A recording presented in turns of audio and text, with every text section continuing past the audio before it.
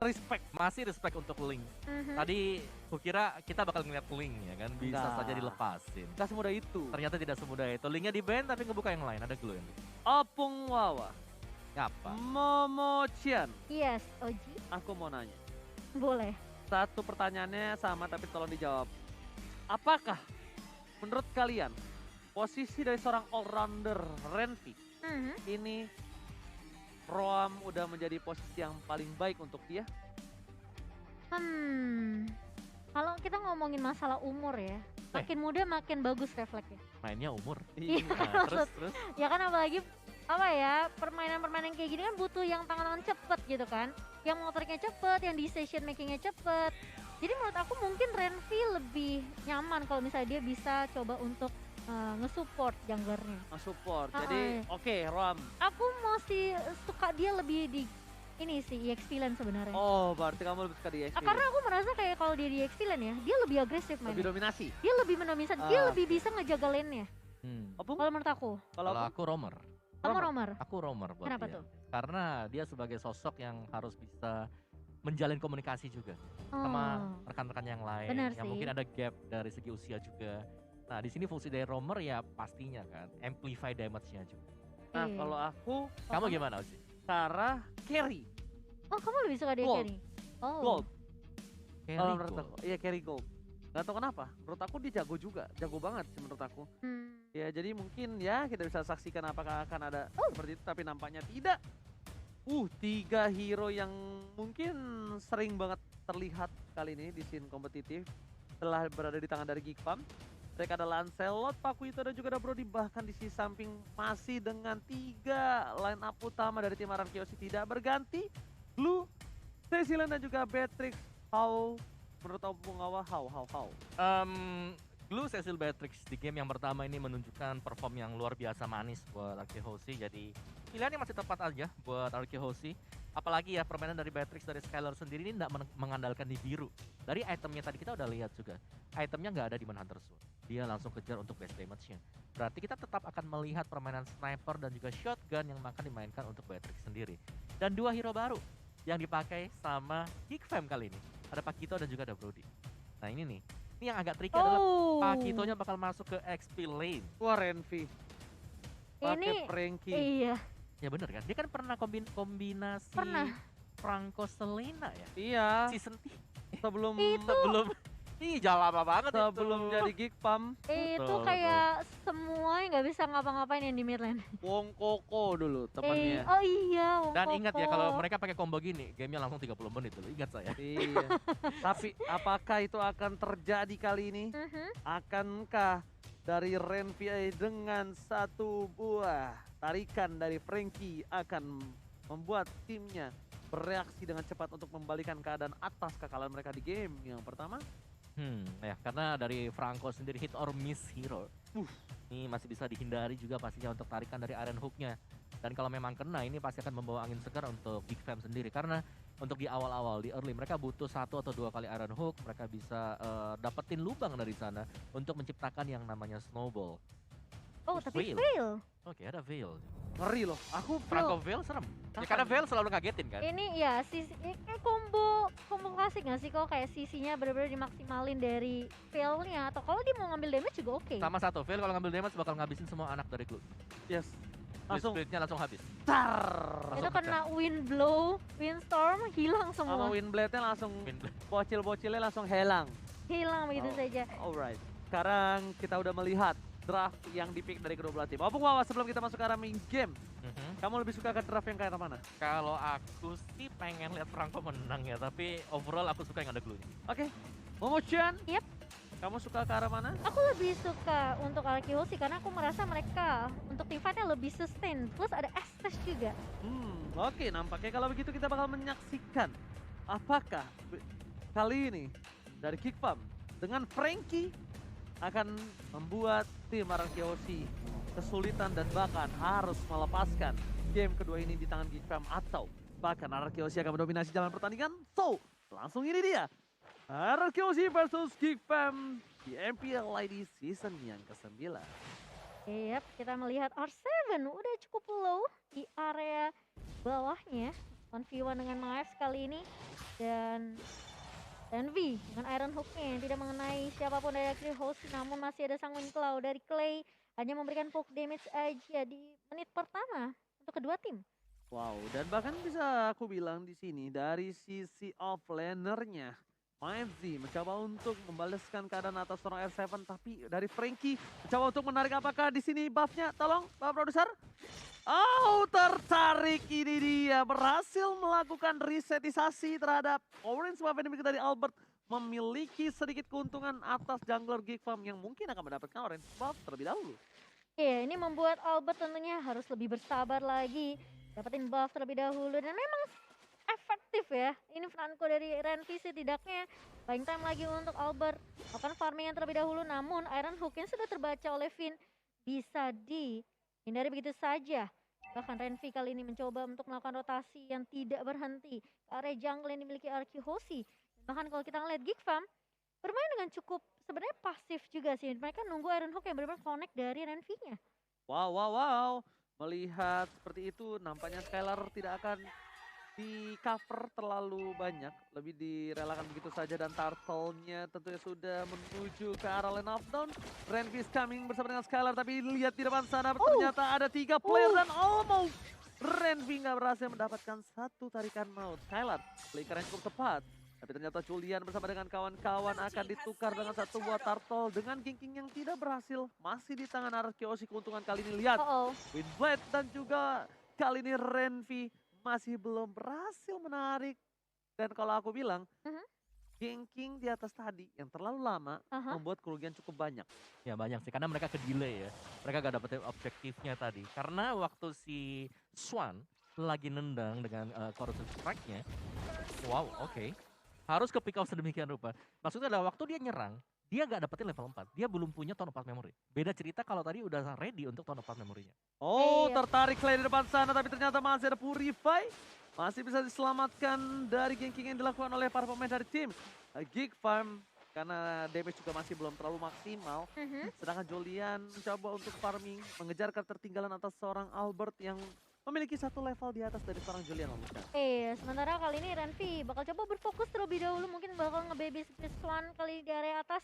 Dan R7 berhasil mengusir pergerakan dari Myers kali ini di area bawahnya. Archie Hoshi, mereka belum terlalu ada permainan yang cukup agresif. Geekfarm juga masih menunggu inisiasi yang baik tentunya dari Iron Hook Renvi kali ini. So, ini bakal menjadi early yang cukup pasif dari kedua tim. Apalagi kita tahu dari Albert sendiri, ini kemungkinan besar dari jungle-nya bisa aja diganggu sama Renvi. Di reset lagi seperti menit-menit awal tadi. Oke, saking respect-nya 3 pemain dari tim Archie Hoshi, mereka sebelum ke arah top lane aja, dia muternya jauh banget. Dia muternya dari tengah, karena di bus yang belokan ini, itu bisa ada Renvi atau Vince, dan langsung coba ternyata di commit, berhasil mendapatkan PGN, lewat ke arah yang salah, baru dibilangin, ngelewat di sana, langsung hilang di telan bumi, tak tersisa. Sedangkan Skylar mencoba untuk memberikan sedikit damage, Freydon, tapi ternyata dia memilih untuk memberikan roket, melakukan clear minion, nampaknya belum berhasil, dan plating yang dilakukan Julian cukup baik, menghilangkan seluruh gold yang dimiliki dari tim Archie Hoshi di arah top lane. Iya, ini Skylar memang agak sedikit terganggu oleh pergerakan yang dibawa oleh Geekfarm, namun Julian masih bisa untuk mendapatkan satu buah komang di area atas, dan Clay pun sepertinya bakal harus bermain agak sedikit sabar kali ini di area mid-nya. Ini Vince-nya bareng sama Renvi terus ya, karena mereka mau mainin kombonya. Betul, Bloodhound langsung kena Windblow juga, langsung di-punish dengan adanya Windstorm. Tapi sejauh yang kita melihat bahwa dari Archie Hoshi dan juga Geekfarm, mereka masih tetap santai. Mereka masih tetap bermain secara objektif, dan seperti ini, untuk objektif pelan, Archie Hoshi nanti mereka yang akan pegang kendali masuk ke mid game. Intip dikit dari item build-nya juga, Clay sudah punya Clock of Destiny. Sedangkan untuk dari sisi Geekfarm, mereka butuh sesuatu sih. Mereka butuh mid lane-nya agar lebih cepat kaya juga, dan akhirnya sudah mulai nyusul buat Vince-nya. Oke, Vince-nya udah mulai mencoba untuk menyusul kali ini. Berbeda dengan di game yang sebelumnya, Lilianya yang tidak dikasih permainan, tapi lihat ternyata shutdown akankah diamankan dengan shotgun yang luar biasa. Pipin, tapi lihat Purify Gaming respect terhadap para pemain dari tim Geekfarm yang memiliki crowd control yang cukup besar, membuat Pipin berhasil hidup. Di depan sana Skylar mencoba untuk melakukan satu buah spray down yang bisa kita bilang adalah sebuah keuntungan mendapatkan turret. Bukan platingannya lagi, tapi ternyata Vince di depan sana tertampar. R7 tersari, Bloody Hand telah dikeluarkan, tapi nampaknya R7 harus kehilangan poin di area tengah. Iya, karena dia sudah mulai kelihatan juga di area map dan bahkan kali ini Julian dengan penerusnya mencoba untuk mencari ke arah Albert, tapi ini bakal menjadi suatu war yang agak sulit ketika ada Estes yang selalu nempelin memberikan heal terus-terusan.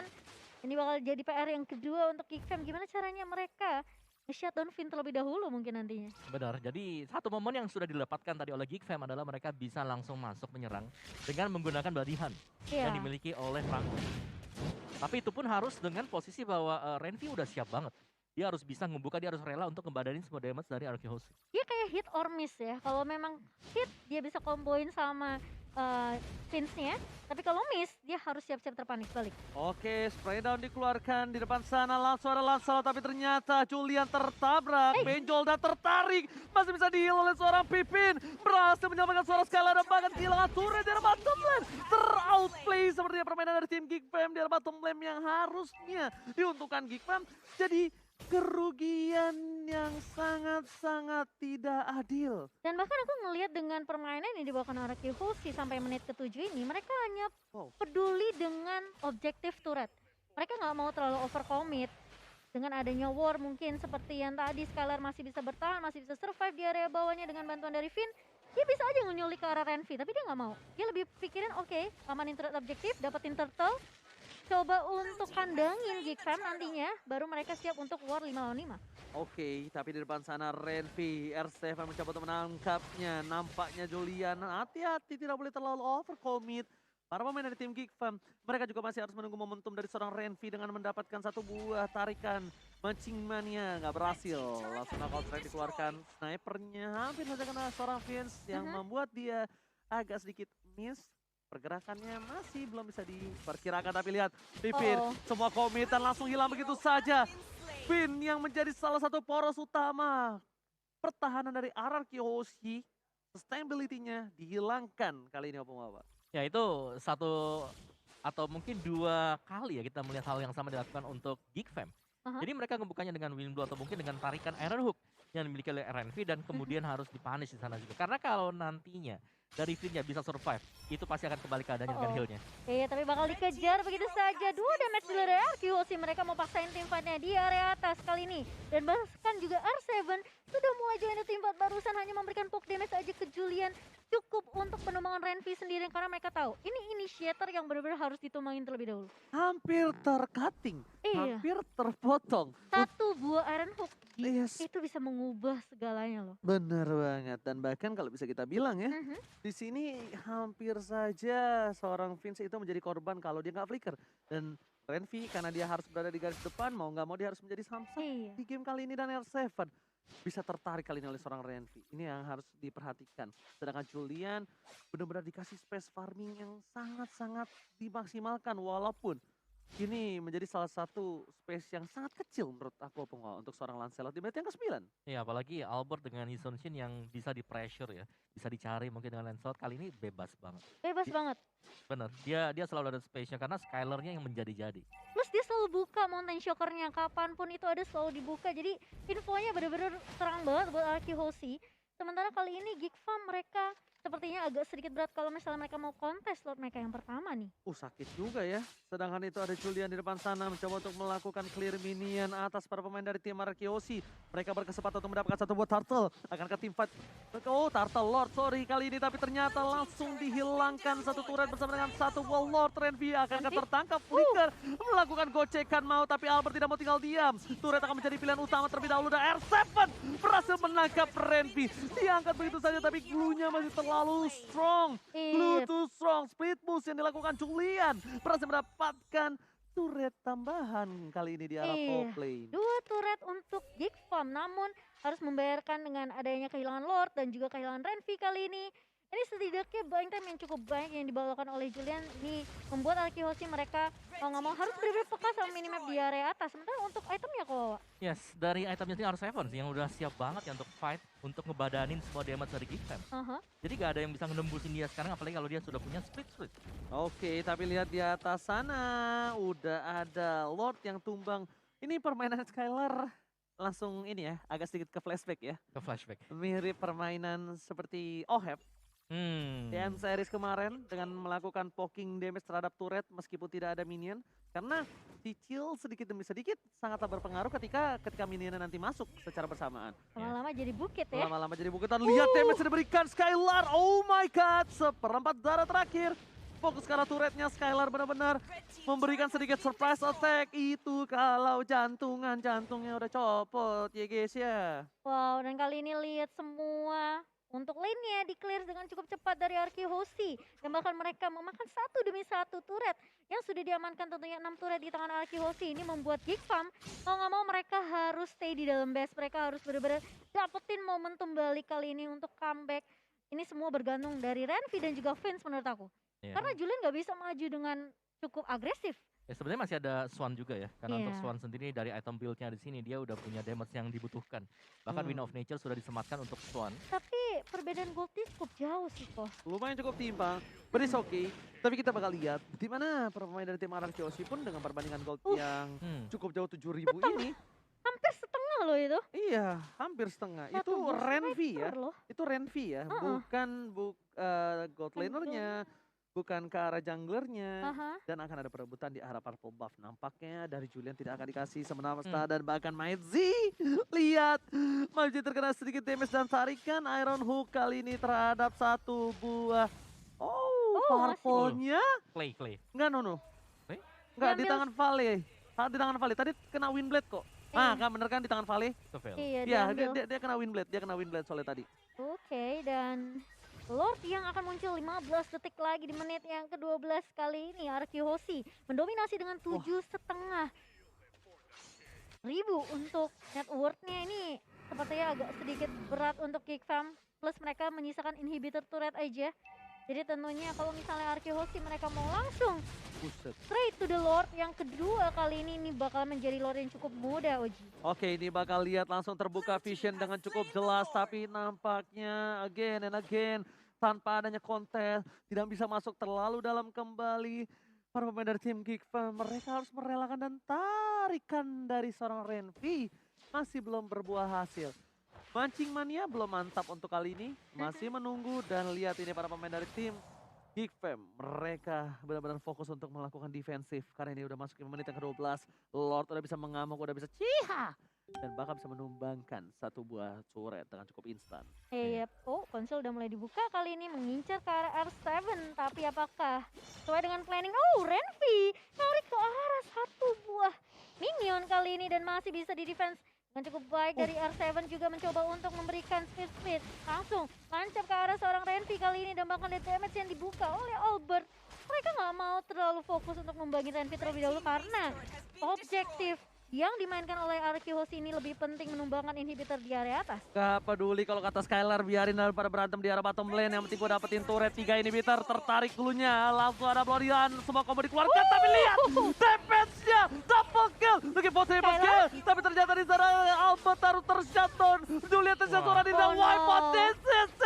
Arkehosi berhasil mengamankan 2-0 penuh tanpa balas.